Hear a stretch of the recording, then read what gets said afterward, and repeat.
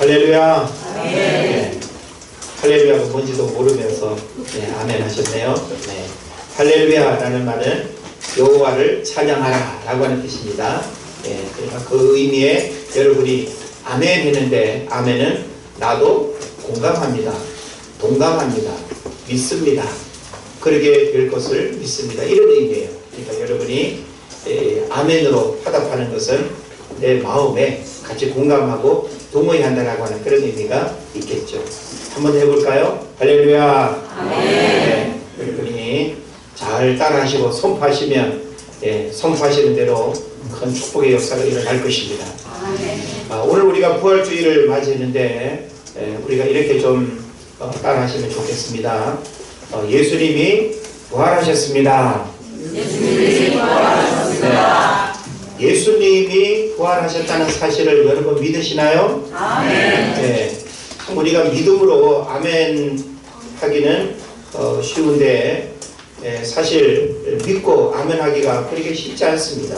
왜냐하면 죽는 것은 자연의 순리고 충분히 이해하고 받아들이는데, 죽은 것이 살아난다, 그걸 우리가 믿는다는 거 참 결코 쉬운 일이 아닙니다. 그러나 믿어지는 은혜를 하나님이 주셔서 참 우리의 이성적 논리로는 이해가 안 되고 과학으로도 설명되지 않고 우리 주변에서 있을 수 없는 그와 같은 일들을 우리가 믿음으로 받아들인다라고 하는 것이 얼마나 더 큰 축복인지 모릅니다. 성경은 우리에게 이렇게 말합니다.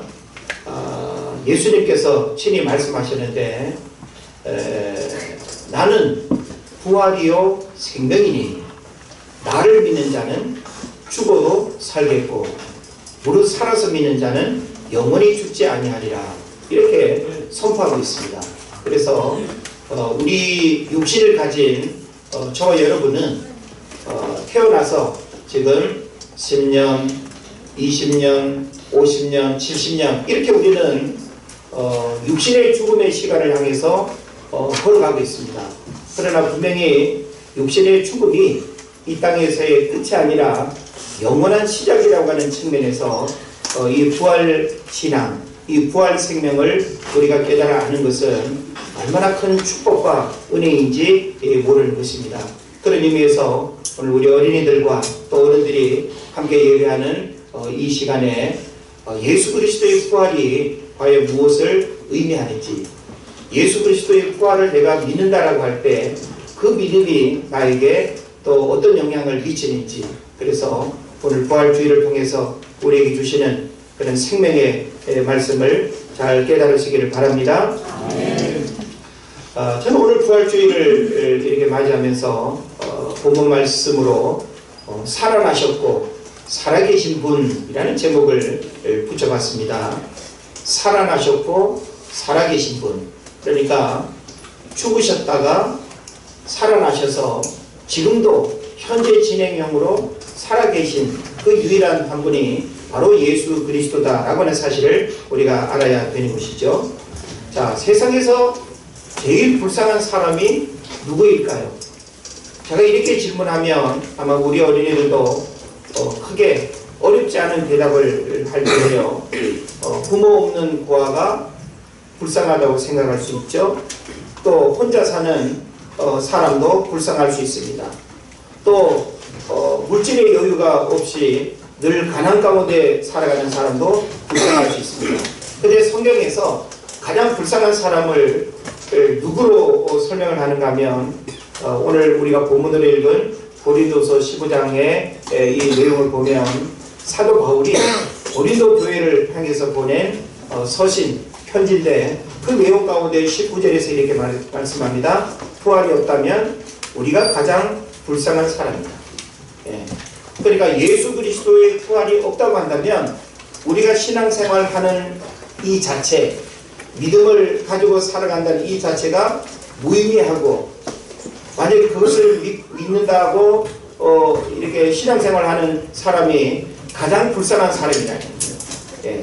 그래서 저는 가장 불쌍한 사람의 반대는 가장 행복한 사람이 누구냐라고 이렇게 생각을 해볼 수 있는데, 바로 예수 그리스도의 부활을 믿는다고 한다면 그것이 바로 우리에게 가장 행복한 일이고, 예수 그리스도의 부활을 우리가 믿지 않고 그리스도의 부활이 없는 신앙생활을 한다면 가장 불쌍한 사람이 되겠다라는 생각을 해보게 됩니다. 우리가 복음서를 보게 되면 예수님께서 하나님의 아들로 우리를 구원하기 위해서 이 땅에 오셨습니다. 사람의 몸을 입고 이 땅에 오셨죠. 그리고 육신의 부모 요셉과 마리아라고 하는 육신의 부모를 통해서 이 땅에 태어나서 그 부모와 함께 적지 않은 시간을 이렇게 사셨죠. 그러다가 예수님이 이 땅에 오신 당신의 그 목적을 이루기 위해서 30살에 나이 30살에 공적인 이제 일들을 시작하게 되는데 그것을 공생의 사역 이렇게 표현을 합니다.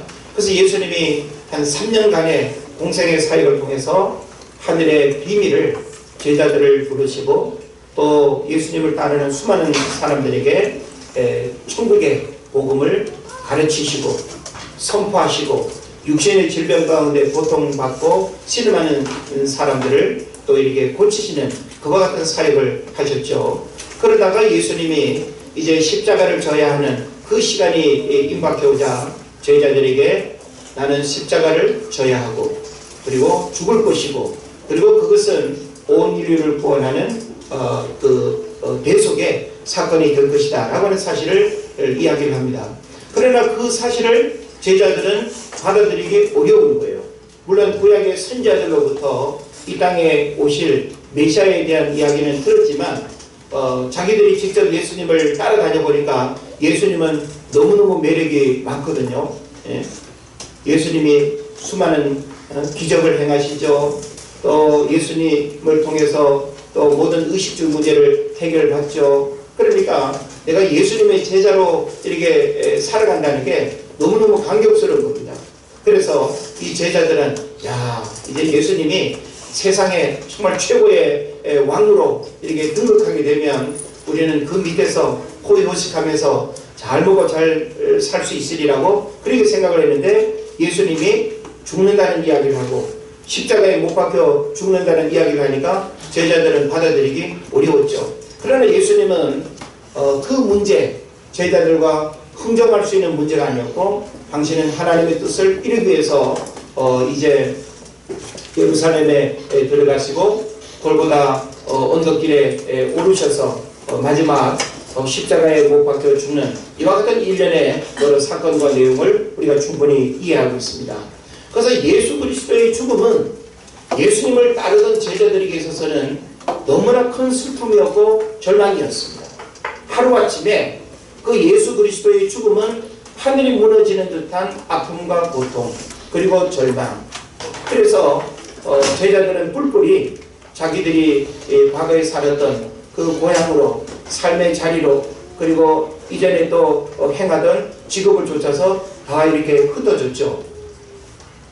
그리고 예수님이 무덤 속에 이제 계시는 시간 동안 예수님을 따르던 여인들과 또 많은 제자들은 그 어떤 슬픔과 충격으로부터 벗어나지 못하고 깊은 그 신음 속에 잠겨 있고 그리고 자기들에게도 또 로마 군병으로부터 예수를 따르던 그런 제자들이었고 또 예수를 추종하던 사람들이었기 때문에 자기들에게도 죽음의 위협이 오리라고 생각하는 그런 공포와 두려움이 동시에 또 있었던 것입니다. 그래서 예수님이 이제 무덤 속에 있는 시간에 예수님의 그 제자들은 다 흩어졌지만 여인들은 예수님의 무덤을 찾았습니다. 그래서 예수님의 무덤을 찾았을 때 어떤 일이 일어나는가 하면 무덤 문이 열려 있었고 조심스레 그 안을 들여가 보니까 예수님의 시체를 싸고 있던 세마포 그 천만 놓여 있고 그리고 시신으로 있어야 할 예수님의 모습은 보이지 않는 아주 신비스러운 그 광경을 목격하게 되는 것이죠. 그래서 천사가 나타나서 여인들에게 너희들이 찾는 그 예수는 부활했다라고 하는 그 소식을 알려주는 겁니다. 그래서 그 여인들이 이제 시내로 달려 들어가서 사람들에게 예수님이 부활했다라고 하는 그 소식을 이제 전하는 것을 우리가 보게 되는 것이죠. 사람들은 죽으면 끝이라고 생각을 합니다. 그래서 죽음 이후의 그 세계를 믿으려고 하지 않죠. 혹은 막연하게 죽어보지 않았으니, 보지도 않았고 또 가보지도 않았으니 또 알 수도 없는, 그래서 눈에 보여지는 죽음의 세계가 전부라고 생각을 하고, 죽음 이후의 세계에 대해서는 사람들이 잘 믿지 못하는 그런 이제 부분들이 분명히 있습니다. 그러나 나무나 식물은 썩어서 한 줌의 부토가 되어 버리지만, 사람은 죽으면 육신은 흙으로 돌아가지만 영혼은 하나님에게로 돌아간다라고 하는 사실을 우리가 알아야 되는 것입니다. 그래서 우리 영혼이 하나님에게로 돌아간다라고 할 때 예수님이 죽었다가 부활하셨습니다. 예수님의 그 부활의 몸은 살아계실 때의 그 육체와는 좀 이렇게 다른 그런 그 몸이었습니다. 그래서 성경을 보면 그것을 우리에게 영체라고 합니다. 그러니까 영적인 어떤 그 몸을 가지신 그 예수님은 시간과 공간을 초월해서 나타나시고 또 역사하시는 그런 이제 모습을 우리에게 보여주는데, 바로 우리도 예수 그리스도의 부활을 믿는다고 한다면 그 그리스도의 재림의 때에 우리 육체가 때로는 뭐 팔이 잘려 나갈 수도 있고, 혹은 또 화장을 해서 죽어 없어질 수도 있지만, 다시 그 재림의 때에 그 주님 앞에 서게 되면 우리의 몸이 가장 아름답고 가장 건강하고 가장 온전한 모습으로 그 부활의 주님을 만나고 영생 복락의 은혜를 우리에게 약속하고 있다라고 하는 사실을 여러분 믿으시기를 바랍니다.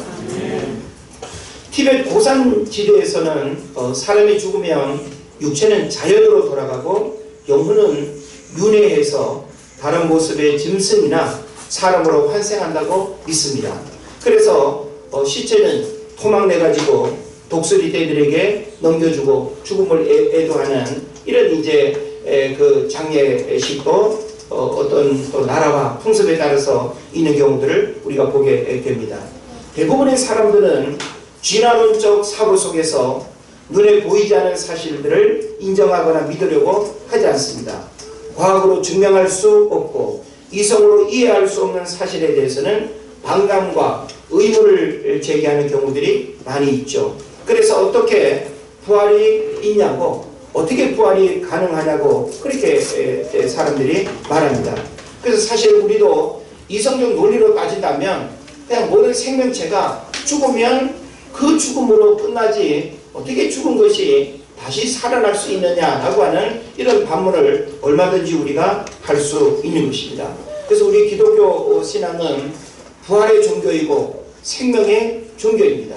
그래서 우리 기독교 신앙은 다른 여타의 모든 종교들과 비교를 했을 때 다른 모든 종교들은 생명이 없어요. 생명이 없다라고 하는 것은 모든 그 믿음의 대상이 죽음으로 끝났다라고 하는 사실이죠.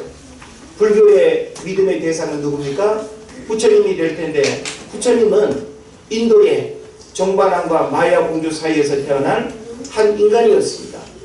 그래서 그는 인간의 몸으로 이 땅에 태어나서 살다가 죽었고 무덤을 가지고 있고 흔히 사리로 표현되어지는 그런 육체의 흔적을 가지고 있을 뿐이지 살아있는 분으로 믿는 사람은 아무도 없습니다. 그죠? 그리고 이슬람의 창시자인 알라도 마찬가지고, 유교의 창시자인 공자도 마찬가지고, 소크라테스도 마찬가지고, 여러분이 뭐 동서고금의 역사 속에 아무리 훌륭한 인물들을 이야기한다 할지라도 그 모든 사람들은 그 시대의 위대한 삶을 살다가 갔을 뿐이지 지금도 살아서 어떤 믿음의 대상이 되고 오늘 우리 인생의 문제를 들어주고 해결해주는 그런 능력이 없다라고 하는 사실이죠. 그러나 오직 예수 그리스도는 역사적인 인물로 이 땅에 오셨다라고 하는 사실을 부인할 수 없을 뿐만 아니라, 다시 말하면 역사적 예수는 믿는 사람이나 믿지 않는 사람이나 동의 인정하는 사실입니다.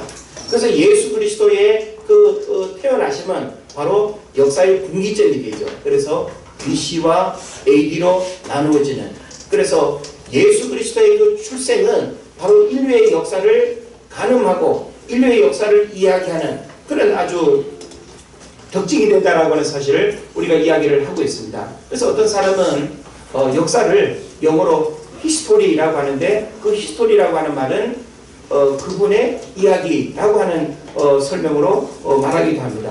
그분의 이야기, 누구의 이야기겠습니까? 바로 예수 그리스도의 이야기.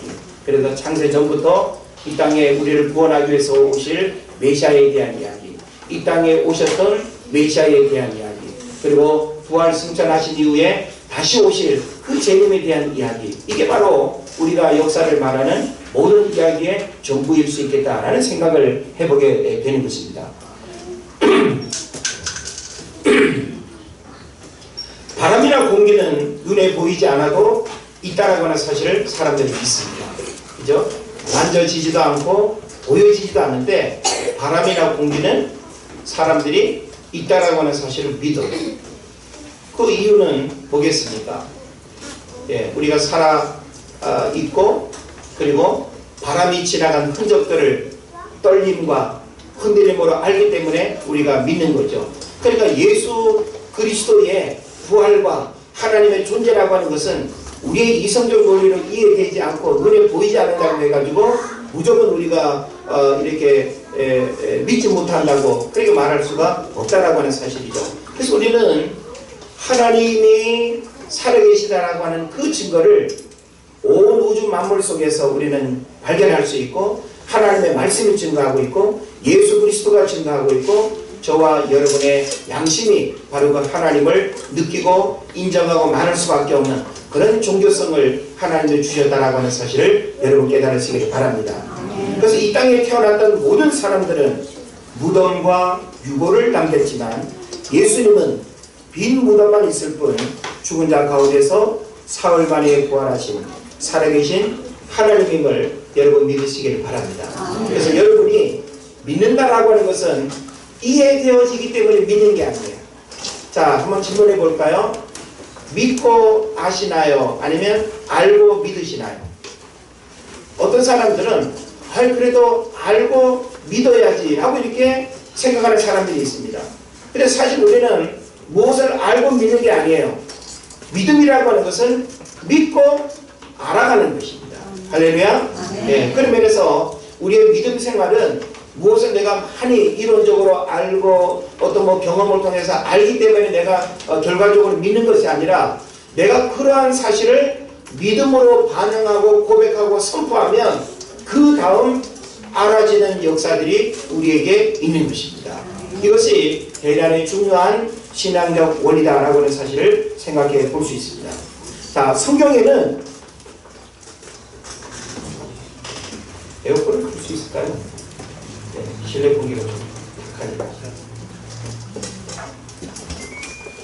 자, 성경에는 예수님 이전에 죽었다가 살아난 사람들이 많이 있었습니다. 그래서 우리가 성경을 보게 되면 실제 죽었다가 살아난 사람의 이야기가 제법 있지 않습니까?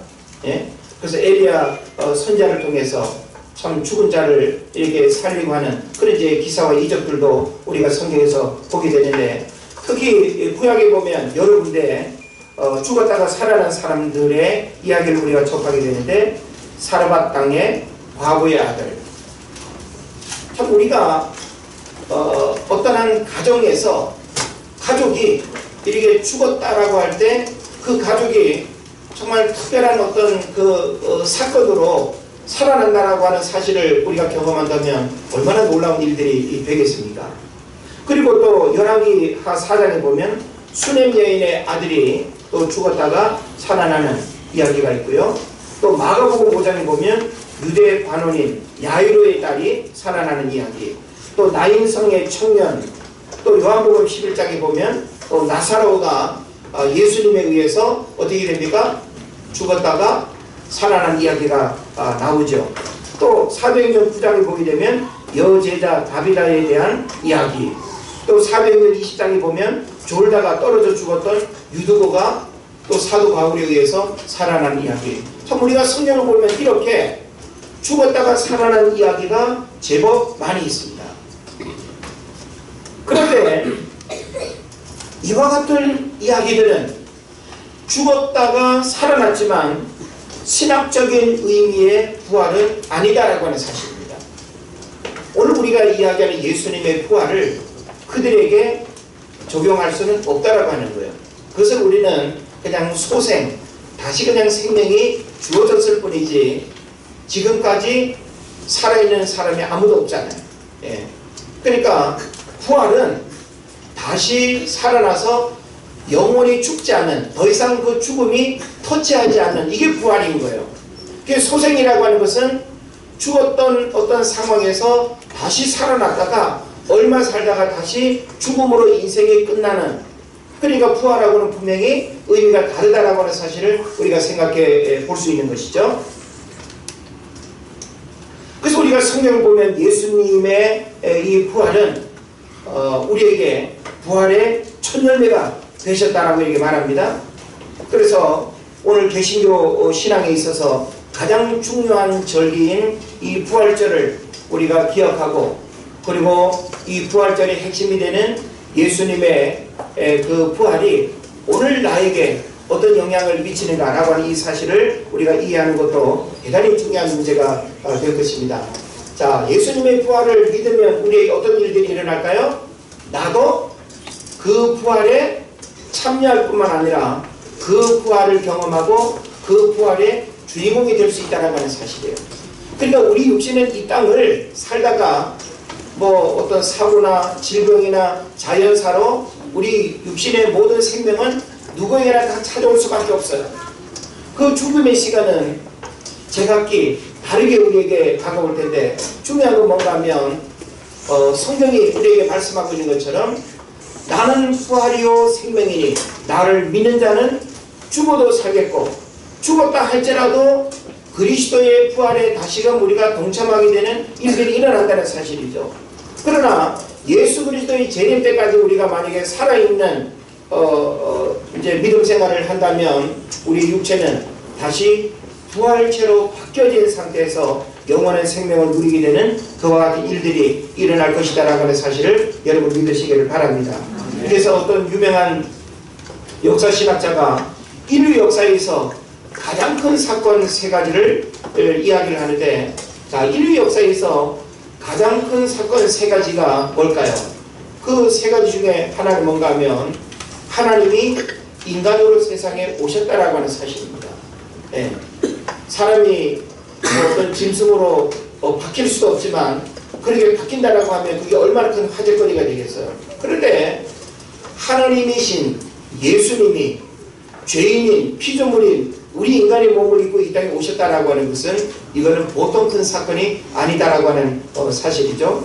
그래서 이것을 우리는 예수 그리스도의 탄생을 이야기할 수 있습니다. 그래서 예수 그리스도의 탄생은 역사적으로 분기점이 된다라고 하는 사실을 제가 조금 전에 말씀을 드렸는데, 이것이 얼마나 큰 사건이 되겠습니까? 예? 인류 역사 속에 어느 누구의 출생이 인류 역사의 분기점이 된 사람이 있습니까? 아무도 없습니다. 네. 그런 면에서 우리는 예수 그리스도의 그 탄생이 가장 큰 역사적 사건이 된다라고 하는 사실을 한 가지 이해하고, 그 다음에 두 번째로 우리가 이해해야 될 것은 하나님이 죽으셨다라고 하는 사건입니다. 여기도 죽으셨다라고 하는 사건은 뭘 의미하는가 하면 십자가 사건을 의미하겠죠. 그래서 십자가는 하나님 사랑의 징표입니다. 그래서 요한복음 3장 16절을 보면 하나님이 세상을 이처럼 사랑하사 우리를 사랑하셨기 때문에 우리를 구원하기 위해서 예수님이 이 땅에 오셨다는 사실이죠. 그래서 요한복음 1장 10절에 보게 되면 저를 믿는 자마다 멸망하지 않는다는 거예요. 예수 그리스도를 믿는 자마다 멸망하지 않고 영생을 우리에게 주시려고 한다. 그래서 이와 같은 일들은 믿음으로 우리가 구원받아 영생을 얻고 하나님의 자녀가 되고 하나님의 백성이 되는 은혜를 우리에게 주시는 것이지 어떤 혈통이나 육정이나 사람의 뜻으로 난 것이 아니다. 에베소서 2장에서는 어떤 행위 때문에 우리가 구원을 받는 것이 아니라 오직 믿음으로 말미암아 구원을 얻는다는 사실을 우리에게 가르쳐 주고 있는 것입니다. 그래서 예수 그리스도의 십자가 사건, 이것은 예수님의 그 십자가 사건은 단순한 죄인의 죽음의 사건으로 끝나는 게 아니었습니다. 사실 예수님은 십자가에 못 박혀 죽으실 만큼의 그런 죄를 지은 분이 아니에요. 그 당시 예수님이 십자가에 못 박혀 죽으셨던 죄명이 뭔가 하면 신성모독죄입니다. 예. 그러니까 사람이 어찌 하나님의 아들이라고 말할 수 있냐는 거예요. 유대인들 입장에서 봤을 때는 거침없이 이야기하는 예수님의 그 표현과 그 메시지는 그들이 믿는 야훼 하나님에 대한 신성모독으로 받아들여진 거예요. 그래서 메시아를 인정하지 않는 유대인들 입장에서는 저 청년 예수를 가만히 놔뒀다가는 자기들의 기도권이 그냥 사라지고 자기들이 누릴 수 있는 것들이 다 빼앗겨버린다고 생각을 한 거예요. 왜냐하면 수많은 사람들이 예수님을 메시아로 따르는 그 상황들을 바라볼 때 이 기도권을 가진 유대인들이 예수님을 내버려 둘 수가 없었던 거죠. 그래서 정치적으로 예수님을 빌라도에게 고발하고, 빌라도는 사형 언도를 내릴 수 있는 그런 판결권을 가지고 있었기 때문에 예수님을 여론에 못 이겨서 이제 사형 언도를 내리게 되죠. 그래서 예수님은 당시에 이 사형 틀에 못 박힌다라고 하는 것은 아주 세상을 어지럽히고 극악무도한 어떤 죄를 지었을 때 십자가형에 처하게 됩니다. 그래서 예수님은 그와 같은 어떤 그 죄를 지은 분이 아님에도 불구하고 십자가에 못 박혀 죽으셨다라고 하는 이것은 우리 인간이 얼마나 어리석게 그리고 얼마나 또 잘못된 판단으로 예수님을 죽였는가라고 하는 사실을 우리가 보게 되는 겁니다. 그러나 예수님의 그 십자가 사건은 바로 모든 죄인을 구원할 뿐만 아니라 그 십자가 사건을 믿고 고백하는 자들마다 동일하게 구원을 얻어 하나님의 자녀가 되는 기회를 우리에게 주었다라고 하는 사실이죠. 그런 면에서 십자가 사건도 우리가 이해할 수 없는 그런 사건이지만 예수 그리스도의 십자가 사건은 온 인류의 과거와 현재와 미래의 죄를 다 해결해주는 그런 통로가 됐다라고 하는 사실을 우리가 잘 깨달아야 될 것입니다. 그 다음에 세 번째 사건은 죽었던 하나님이 다시 살아났다는 사건이죠. 이걸 우리는 오늘 부활주일로 지키면서 이 부활의 주님이 바로 나의 죄도 해결될 뿐만 아니라 그 부활의 주님을 내가 믿음으로 말미암아 나에게도 영원한 생명이 보장됐다라고 하는 이 사실은 결코 우리가 죽음을 두려워할 이유가 없는, 죽음이 공포와 두려움이 아닌, 죽음을 기피하고 거부하고 죽음이여 가라, 죽음이여 나에게 오지 마라, 이렇게 우리가 말할 이유가 없는, 왜냐하면 그 죽음은 우리에게 어떤 시간이 되는 거예요?